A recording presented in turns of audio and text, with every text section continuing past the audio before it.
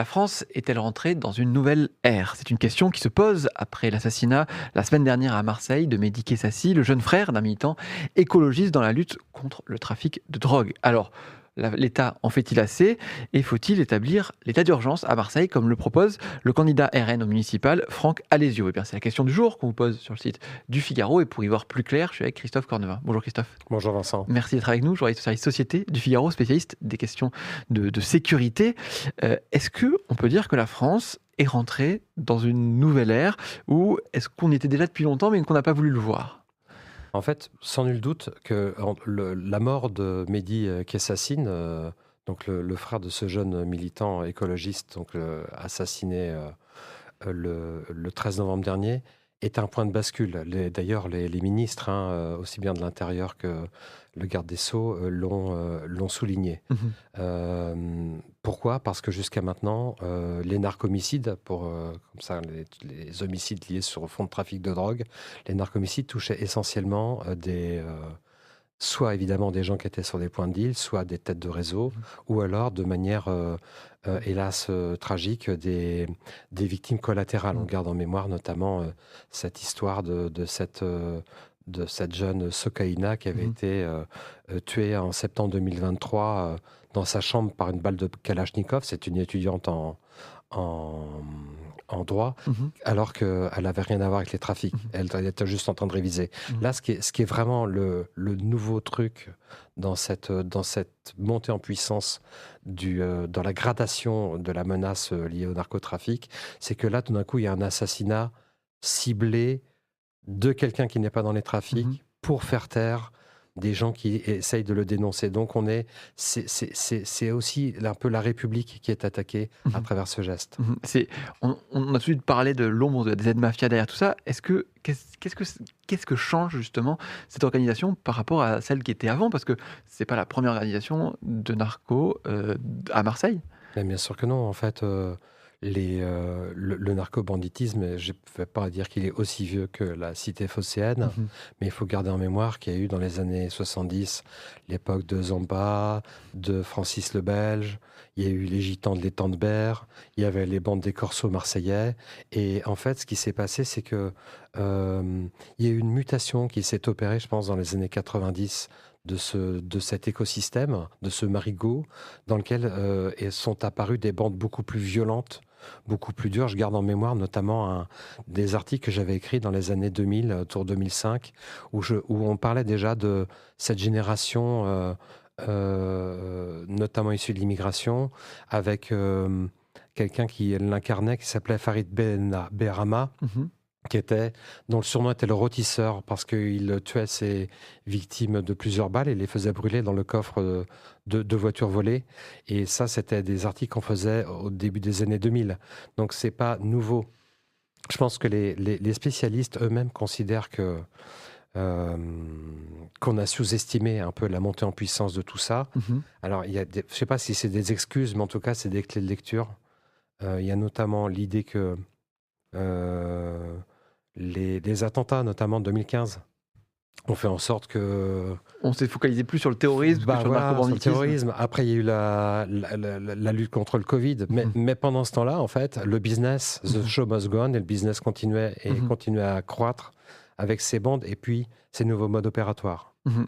Quelle est la crainte aujourd'hui? Vous l'avez dit tout à l'heure, c'est la démocratie finalement qui est attaquée. On peut se retrouver, on a parlé, je me rappelle avec vous déjà, de la Belgique, du Pays-Bas, et en pointant ce qui se passait là-bas. Est-ce que la France peut devenir pareil? C'est-à-dire, je pense pas enfin, a priori, il est hors de question d'imaginer que la France soit actuellement un narco-État. Mhm. C'est vrai qu'on a des signes précurseurs très inquiétants qui viennent de pays voisins, notamment, vous l'avez cité, Vincent, la Belgique ou les Pays-Bas. Notamment, rien que dans les Pays-Bas, par exemple, il y a une bande qui est un peu comme la DZ Mafia en Mhm. France, mais qui est peut-être encore plus venimeuse, qui s'appelle la Mokro Mafia, Mhm. qui a été impliqué dans des assassinats. Ils ont tué un avocat très en vue dans le centre d'Amsterdam. Ils ont tué un journaliste célèbre dans la foulée. Ils ont menacé d'enlever un ministre de la Justice, mais aussi un membre de la famille royale néerlandaise, la princesse Amelia, c'est-à-dire qu'en fait, qui est d'ailleurs sous sécurité, parce qu'on prend ces menaces tout à fait au sérieux. Donc, c'est-à-dire que là, tout à l'heure, on parlait de l'assassinat de Médiké Sassine.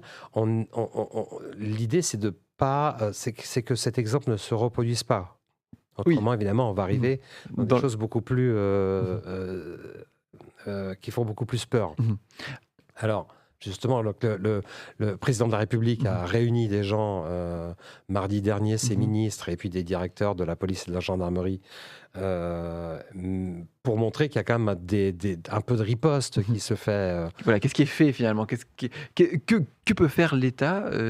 Finalement, on a l'impression que ça fait longtemps, en tout cas ça fait plusieurs années. On a vu l'opération Place Net XXL, on s'en rappelle. Ouais. On a eu beaucoup de choses qui se sont passées. Et pourtant, on a l'impression que ça ne désemplit pas, que le phénomène ne baisse pas. Mais oui, c'est un peu le tonneau des Danaïdes, cette histoire. C'est pas faute quand même de l'État, quand même, il essaye de faire des choses. Il y a quand même 2000 personnes qui sont mises en examen juste dans la ville de Marseille pour les histoires de drogue. 2000 personnes. Il y a 900 personnes qui sont écrouées. Sur les 20 chefs de la DZ Mafia qui sont identifiés, 17 sont derrière les barreaux. Les narcomicides, enfin les assassinats sur fond de trafic de drogue ont diminué de moitié. Et pourtant, on a l'impression que rien ne ralentit le tsunami qui est en train d'arriver sur le pays et le dynamisme incroyable de ces bandes. Juste 2 chiffres pour qu'on se fasse une idée. Maintenant, le narcotrafic, c'est 7 milliards d'euros par an, chiffre d'affaires estimé. C'est-à-dire que c'est 70% du budget de la justice qui est de 10 milliards d'euros. C'est 250 000 personnes qui travaillent pour les trafiquants, donc c'est juste un peu plus que les policiers et les gendarmes qui sont 230 000. Les narcotrafiquants, le narcotrafic, c'est plus d'entre 130 et 150 morts par an et 400 blessés. C'est-à-dire, c'est presque l'attentat du 13 novembre à chaque fois. Donc, c'est-à-dire qu'on porte des coups, mais la pieuvre est tellement puissante qu'on a du mal à y mettre fin.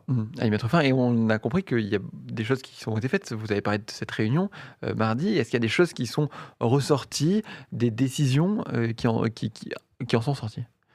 En fait, l'idée, c'est que l'État veut accélérer la frappe. C'est-à-dire qu'il y a eu, on s'en souvient, la loi du 13 janvier 2025 qui visait à sortir la France du piège du narcotrafic. D'ailleurs, rien que dans le titre, ça prouve que la France est dans un piège. Il y était déjà. En creux, elle y est déjà. Donc, c'est-à-dire que là, on va mettre en place en janvier un parquet national de lutte contre le crime organisé, comme il y a un parquet national de lutte antiterroriste. Ça permet quand même d'être plus efficace parce que les services se parlent mieux, les magistrats sont spécialisés, concentrent toutes les affaires. Il y a un travail qui est fait sur les repentis, sur le travail des sources. On fait en sorte que les têtes de réseau soient maintenant sur des quartiers de haute sécurité. Donc, c'est-à-dire que il y a une prise de conscience, certes tardive, je pense qu'elle est tardive. Et on a perdu beaucoup de temps sur cette histoire. On aurait pu faire beaucoup mieux. Mais il y a une prise de conscience et en tout cas, l'État est à l'action. Et ce qu'on peut remarquer, c'est qu'ils veulent encore amplifier, notamment en verrouillant davantage les frontières. Pas sorcier d'imaginer que la drogue n'est pas produite en France, notamment la cocaïne ou la résine de cannabis. Oui, on parlait de tsunami blanc. Bruno Retailleau parlait de tsunami blanc. De tsunami blanc. Et puis ces avalanches de poudre, elles ne datent pas d'hier. Ça fait des années. Et elles sont tellement plus fortes que le produit... Il y a tellement de plus en plus de produits qui arrivent en France parce qu'avant, le produit arrivait beaucoup, traversait les océans et arrivait beaucoup aux du côté Pays-Bas et Belgique. Mais comme les Belges et nos amis hollandais ont verrouillé, je dirais, leur port, en fait, les narcos ont tendance un peu à prendre maintenant la France comme un nouvel hub, un nouveau hub de distribution. Et donc, il y en a dans au Havre, mais aussi dans des ports moins importants, etc. Et du coup, la drogue baisse, donc est moins chère. Mhm. Donc évidemment, la consommation est de plus en plus forte et donc on est dans un cercle tout vraiment vicieux, quoi. Mhm. Oui, on le comprend bien. La question du jour, je le rappelle pour nos internautes, c'est faut-il instaurer l'état d'urgence à Marseille? Est-ce qu'il faut aller jusque-là? Est-ce que ça pourrait changer les choses? Bah, l'état d'urgence, il faut rappeler ce que c'est, quoi. Mhm. L'état d'urgence, c'est une mesure vraiment exceptionnelle. Mhm. Elle a été prise pour le Covid, elle a été prise pendant les attentats de 2015 et elle a été prise en 2005. Donc c'est trois fois en 20 ans. Mhm. C'est pour répondre à des crises vraiment majeures qui sont de nature à faire basculer la République ou en Mhm. tout cas renverser le pays.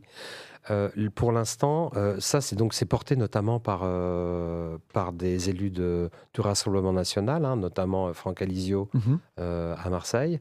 Mais ce n'est pas la solution que semblent retenir les autorités actuellement, qui préfèrent travailler sur la profondeur. Parce que c'est vrai que l'état d'urgence, qu'est-ce que ça fait? Ça fait que on ne peut pas, on ne pourra pas, on pourra pas circuler le soir. Mhm. Il y aura des perquisitions administratives, Mhm. des choses comme ça. Mais si vous voulez travailler en profondeur sur le réseau, Mhm. il faut travailler sur la tête, Mhm. décapiter la pieuvre, Mhm. si Donc je puis dire. travailler Et donc, travailler sur les enquêtes et donc travailler sur les enquêtes, et juste travailler sur le fond, Mhm. prendre du temps, identifier, essayer de démanteler un peu les maillons. Et l'état d'urgence, c'est en fait ce qui est en surface. Oui, c'est Mais le je pense qu'il faut traiter en profondeur le Mhm. problème. Enfin, Mhm. d'ailleurs, je pense que les principaux responsables de police et de gendarmerie s'y emploient. Mhm, effectivement. Alors, je voulais parler de votre article. Justement, on parle des investigations. Pour terrasser les narcotrafiquants, les policiers face à une crise aiguë de l'investigation, c'est un de vos papiers que vous avez écrit ce matin. Cet article, justement, qu'est-ce qui nous dit que l'investigation chez les policiers, ça ne fait plus rêver? Ben, en fait, ce qui se passe, c'est que la grande loi des seigneurs de Mhm. l'APJ, Mhm. le mythe du commissaire Maigret qui élucide des affaires, etc., est un peu en train de s'évanouir, mais pour des raisons, hélas, très matérielles. Mhm. C'est-à-dire que maintenant, quand on travaille dans les services d'investigation, on est englouti sous la paperasse et notamment le code de procédure pénale, Mhm. qui s'est vraiment complexifié. C'est-à-dire que on passe beaucoup de temps à remplir des PV Mhm. qui sont des PV de forme pour aller chercher un avocat, pour aller chercher un traducteur, Mhm. pour le médecin, pour un avis à procureur, etc., etc. En fait, c'est devenu un véritable casse-tête bureaucratique que de mener une enquête. Et Mhm. le temps d'une garde à vue, les policiers passent autant de temps à finalement régler des problèmes de machinerie, Mhm. de, de tuyaux et de boulons, Mhm. que de discuter avec Mhm. le suspect Mhm. pour essayer de trouver éventuellement des indices ou pouvoir le confondre. Et dès qu'ils font une erreur, le dossier est frappé de nullité et Mhm. donc l'interpellation sert à rien et donc c'est au préjudice des victimes tout Mhm. ça. Oui. Donc les policiers se sentent fragilisés et ils se sentent déconsidérés parce qu'en fait personne ne les aide Mhm. dans cette démarche. Donc Et est-ce que ça, euh, c'est bien identifié? Vous le disiez, je crois que j'ai vu dans cet article-là, justement, vous le disiez qu'on est passé de 20% de bureaucratie pour schématiser à 80% aujourd'hui. ouais. Que veut faire aujourd'hui le gouvernement pour un peu euh, décomplexifier cela? Bah, en fait, l'idée, c'est véritablement de simplifier autant que faire se peut la procédure, ce qui n'est pas simple parce qu'en fait, c'est certainement pas que le ministre de l'Intérieur qui Mhm. pourra en décider parce que, évidemment, c'est comme un tango, hein, ça se danse à deux. Il faut que la chancellerie, enfin la justice, Mhm. s'en mêle. Et puis, il faut peut-être aussi valoriser un peu cette filière, parce que en fait, les policiers qui travaillent dans l'investigation sont des gens qui ne comptent pas leurs heures, Mhm. qui travaillent le soir, le week-end, sur leur temps de repos pour essayer d'absorber la masse qui arrive sur eux. Donc, c'est-à-dire que, on croit savoir que Laurent Nunez, mais le ministre de l'Intérieur, Laurent Nunez, va mettre en place un plan, et ce plan, notamment, prévoit des primes. Mhm.